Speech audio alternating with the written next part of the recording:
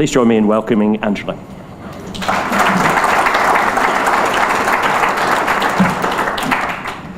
Well, thanks for that. I've learnt loads since I've been here, and the one thing I'm definitely taking back is that you Australians get the Queen's birthday off and we Brits don't. Thank you so much.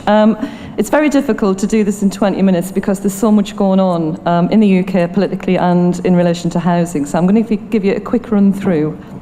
I've got a prezi and I'm happy to take questions at the end. And I don't know if I'm going to wow you or shock you, but watch this space. Okay, so what's new? Well, in 2015, we had elected a majority Tory government, which was completely unexpected. So don't believe pollsters, because this is one thing that they got drastically wrong. Before that, we had a coalition. Conservative is centre-right in the UK, and it's their first majority government since 1997. Very, very interesting, though, during the election, and again, hadn't been witnessed or experienced before, was the rise of the Scottish. And it was the bounce from the Scottish referendum. If you have a look, the Scottish Nationalist Party gained 56 seats in Parliament when they previously only ever had a maximum of 5. And Labour lost as a result of that, lost quite a lot of seats in Scotland, and the Liberal Democrats fell flat on their faces because people didn't forgive them for the coalition. So what did this mean? Well, it's really interesting because what we were left with, what we have, is ideological conservative priorities, unfettered stimulus to more radical policies, individual determinism, which is including more home ownership, reduction of the state, devolution to city regions, and reducing the national deficit, which is an economic policy of austerity. Okay, so what's been happening?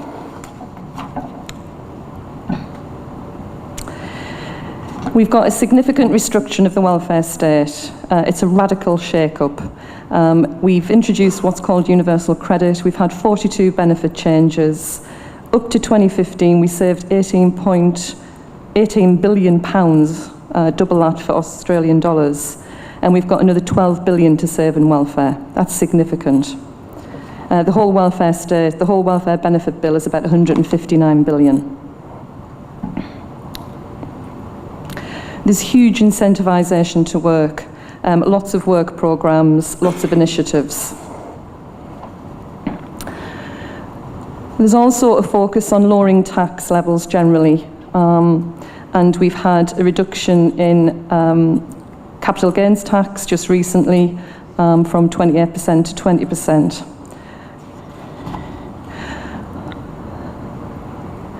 There's also restrictions of trade union activity.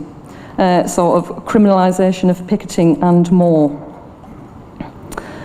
And what's really interesting is there's a massive sale of national assets going on across the UK. Shares and stakes in banks, when we bailed them out, are being sold. Government land and buildings, and lots of bits of government are being sold off, including the student debt portfolio.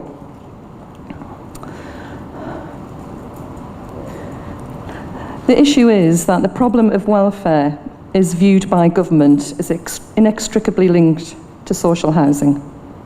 They blame us for the deprivation and the pockets of high levels of deprivation in our estates. They think that we're the harbourers of the poor, and we've done not enough to get them out of poverty. We've contributed to entrenched welfare dependency. We don't build enough houses. Chief executives are paid too much, and we're highly inefficient. And I could go on, and that's the nice stuff. That's on a good day. So we've got a government who don't like housing associations. What was really interesting as well after the election, the Labour Party, the left, shifted even further to the left, massively shifted to the left. And the Labour leader, Jeremy Corbyn, has a very strong mandate. He was a rank outsider. He won 60% of the votes of the party members. The nearest person who'd been involved, he got 3 times more than the nearest person. That was a strong left-wing mandate. He has not got universal appeal, and that's the issue. And also, if we haven't already got enough going on, haven't just recovered from a Scottish referendum around independence, we've got an EU referendum coming up in June, whether to stay in the EU or out of the EU, and that's causing all sorts of interesting political discussions. It's a bit of a concern for the vast majority of us in housing who actually want to remain in. Okay, so what does all this mean? What's really going on? What's the impact of all of this? Well, we have seen economic growth in the sector, although our deficit is the highest it's ever been in living memory. It was supposed to have been reduced by 2015, and it's actually increased. The consumer price index is 0, so pretty low inflation going on across the country. Interest rates are very low. Wage is increasing modestly, I would suggest. We've seen a lot of house price inflation, 16.7% since 2007. Yeah, deficit still growing. We've got a national living wage from April for under 25-year-olds to try and assist with low earners. We have another 12 billion of savings and welfare to come. Our local authorities, our public sector spending has been reduced massively. And if you have a look, it's been cut by 23.4%, and that's having a huge impact on services right across the country, and in particular in the North East and the North, where we always received more because of the deprivation issues. Unemployment is the lowest it's been in many years. 10 years at 5.2%, but we've got stubborn youth unemployment.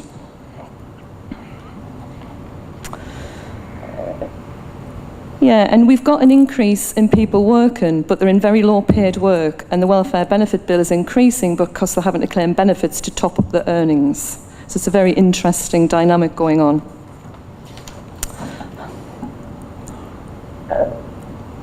And we've got devolution going on right across the country. We are a very centralised country. Government generally hold us very tightly.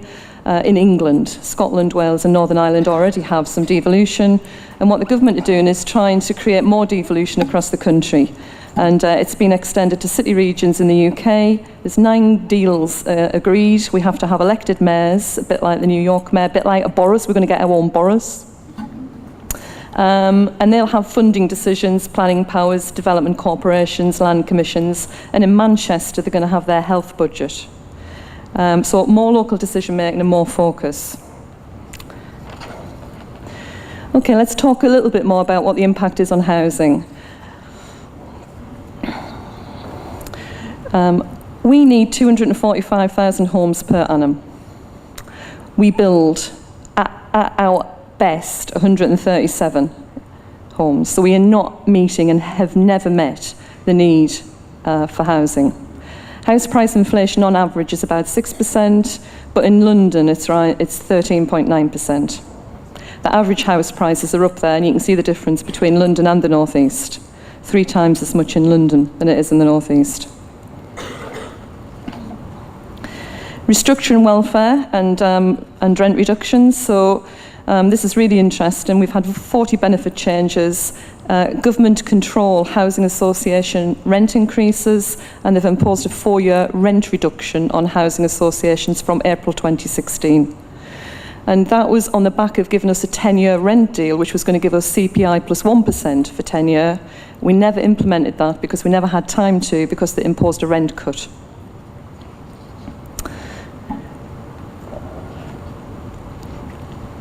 We also have what's known as the bedroom tax. So if you have more bedrooms than you need, you can't claim any support through the benefit system for those bedrooms, so you get your benefit docked.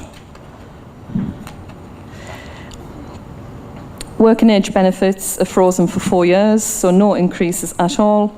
Pressure on incomes on the very poor. And also, we've got a benefit cap in the country that includes housing.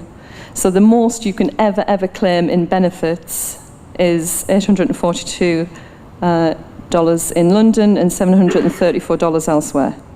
And that's regardless of what your rent is. And that's regardless of the size of your family.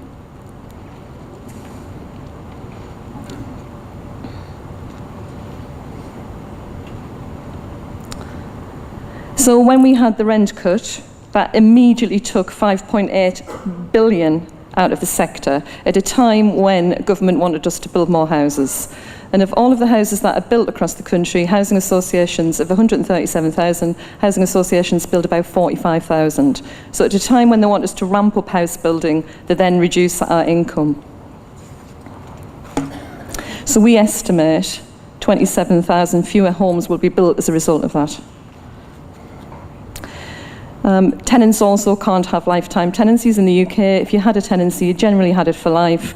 Within the public sector now, you can only have it for a maximum of 5 years. And in the council sector, in the public sector, your rent will be linked to earnings as well going forward. So if you earn more than 76,000 in London and 57,000 elsewhere, you will then pay whatever the market rent is for that property as opposed to the social rent or the affordable rent.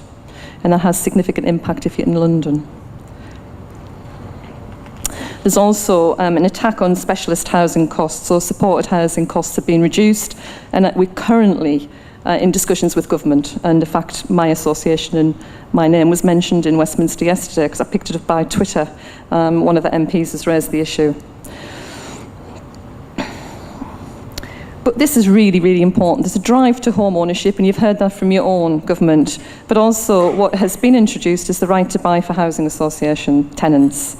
So if you're a tenant of a housing association, you can buy, providing you meet criteria. This is an extension of the right to buy that Margaret Thatcher brought in for public sector. It's a voluntary deal that we've entered into with government because they were going to legislate for it, and we decided a voluntary deal might be the best thing we can do because, one, it's voluntary, so it can cease at any point in time, but two, it was cooperating with government. It's paid for, so tenants can get up to 70% discount on their property of the market value. I get full market value, and it's paid for by public sector housing, empty public sector, high value housing being sold as it becomes vacant. It's a very convoluted way of funding home ownership. So there's a massive, massive drive to build low cost home ownership. Just today, I've just picked up that we've got a 5-year investment programme going forward. And of all of the money that's been made available going forward, only 5% is to provide affordable housing, and that's for older people. We don't build social housing anymore. We get no help or support. And so the other 95% of funding that's been made available is for low-cost home ownership. It's to get more people onto the ladder. And there's lots of initiatives around low-cost home ownership. We have starter homes that provides 20% discount for first-time buyers. We have shared ownership where you can buy part of the property. We have rent to buy where you can rent until you can afford to buy. And there will be more initiatives because there's a lot of money to be spent on home ownership. So where does that leave housing associations? Well, we're in an interesting place. We have been reclassified as public sector. We used to be private sector. Too many controls over us by the regulator has meant that the Office for National Statistics has said you are not a private sector company, you're a public sector company, and our debt's gone back onto the balance sheet, has gone onto the balance sheet of government. So they've got a bit more control over us. There's a housing and planning bill going through as we speak, but the House of Lords has just blocked a load of stuff yesterday around starter homes, so that'll go back into the House of Commons, so that'll bounce backwards and forwards for a while. But it's to introduce less regulation. I think the government genuinely want to get us off their balance sheet. We know we're not valued by any political party. The Labour Party think we sold out because we did a voluntary deal with government around right to buy. The Tory government don't like us, full stop, for all the reasons I've said. And there's a big merger agenda, a big merger agenda. Government think there are too many of us, and some people would say the rent reduction was a tool to get more mergers. Others would say it was put in place to reduce the benefit bill. Others would say it was to punish housing associations. I don't know which one it was, could be all of them for me. So there's a squeeze on all areas of income and investment.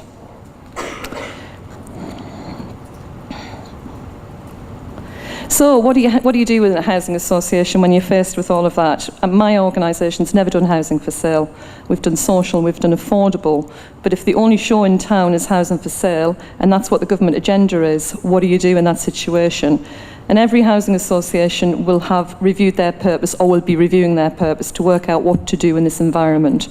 You see, in big mergers, we heard of one this week, which is going to create 139,000 unit one in London, to enable them to build 100,000 units over 10 years. Before that, there was another 120,000 merger planned in London to build 5,000 units a year. So it's a drive on building. And it's a drive on building for sale, and also some of the London associations will use some of the cross-subsidy to build some affordable if they can. So we're all having to rethink our purpose. We can't really fight government. We have no teeth. So we have to work with government, as we did with the voluntary right to buy deal.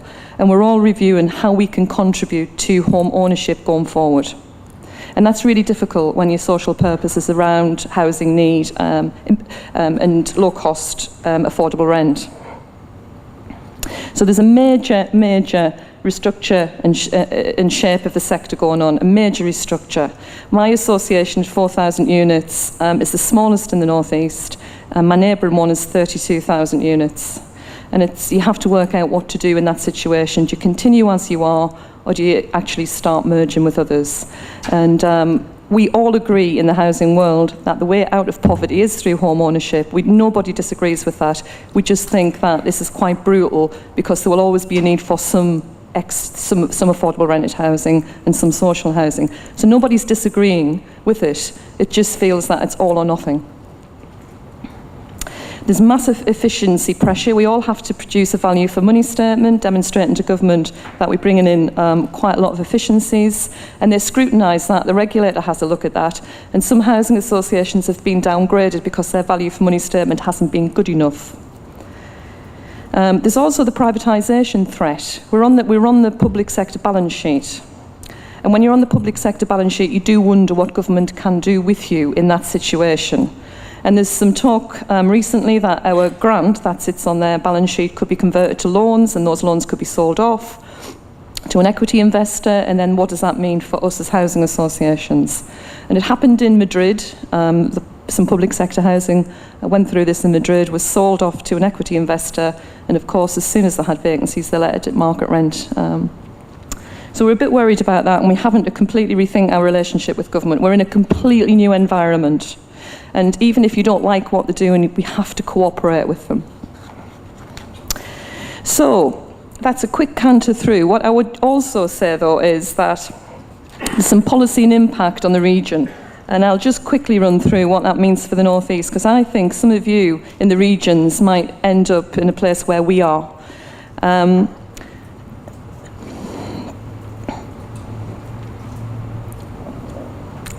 That's where I am, right near Scotland. You can see London's all the way down there. UK population, 62 million, London 8.6 million, North East 2.6 million. We're tiny. And poor and highly deprived. There's been London-centric policies that have come out of Westminster that bear no relation to where I operate in the North East. They don't make any sense to the North East, but they are there, and we have to try and do with them what we can. So the bedroom tax was to try, in the capital, to get people to downsize. In the North East, we've got an abundance of very big houses. We don't need people to downsize, but we've still got the bedroom tax. Pay-to-stay model is around about incomes. We have very low incomes in the North East. It doesn't work because people don't earn a lot of money. Home ownership drive, there's lots of home ownership in the North East. There's easy access to home ownership in the North East. So 95% of funding going into home ownership doesn't necessarily help the North East. The North East needs regeneration funding. We have no regeneration funding, and that could go on. I'll just quickly run through this because I think it's quite interesting. Industrial heritage of coal mining, steel and shipbuilding. We've had a major reduction in heavy industry. We've got high numbers of social housing, high levels of unemployment, and poorly built private housing. We need regeneration in the North East. I'll show you some properties that are standing empty. Steady decline in some of the very highly industrial areas. That's a nice property. That's one of mine. I wanted to show you the good, the bad, and the ugly. Lovely, those are mine. They look good, don't they? Yeah, they're great in Middlesbrough. Let's just go to some of the not so good stuff. Yeah. So that's the not so good stuff in Middlesbrough. That's Victorian properties that were built at a time when we had a big industrial heritage. They were built very poorly, solid wall construction, straight onto the path. No one wants to live in them. We have no money to resolve that problem. I don't own them. Those properties are owned by owner-occupiers or private landlords. And the council would need to buy them out to be able to demolish them, and they have no money because their budgets have been cut. So whilst the government's promoting home ownership in the North East, we're saying we need to get rid of this. But just in case you thought the North East didn't look good, I didn't want to leave you on a low note.